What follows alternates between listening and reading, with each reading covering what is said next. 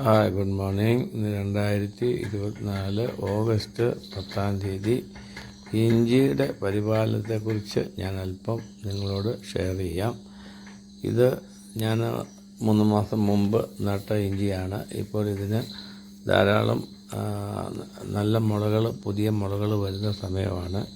ഈ സമയത്ത് നമുക്ക് ഇതിന് വളം ഇട്ട് കൊടുക്കുകയും പിന്നെ പച്ചില ഇട്ട് ഇതിന് പൊതയിടുകയും ചെയ്യുന്നത് നല്ലതാണ്.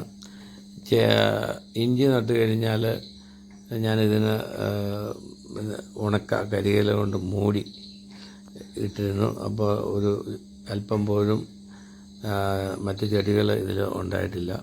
അതിനുശേഷം ഞാൻ 3 മാസമായപ്പോൾ ഇതിൻ്റെ ഇടയ്ക്ക് ഞാൻ അല്പം മണ്ണ് വളമിട്ടതിന് ശേഷം മണ്ണ് വെട്ടി കയറ്റിയിരുന്നു.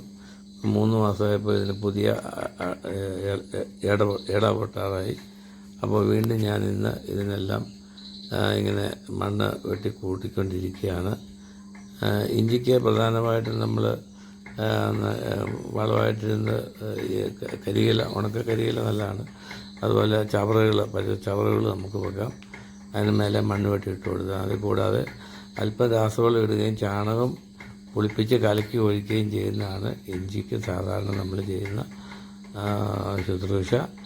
ചാണകവും പിന്നെ വേപ്പൻ പിണ്ണാക്കും കടലപ്പിണ്ണാക്കും കൂടി മിക്സ് ചെയ്ത മിശ്രിതം ഞാനിതിന് കഴിഞ്ഞ ആഴ്ചയിൽ ഒഴിച്ചു.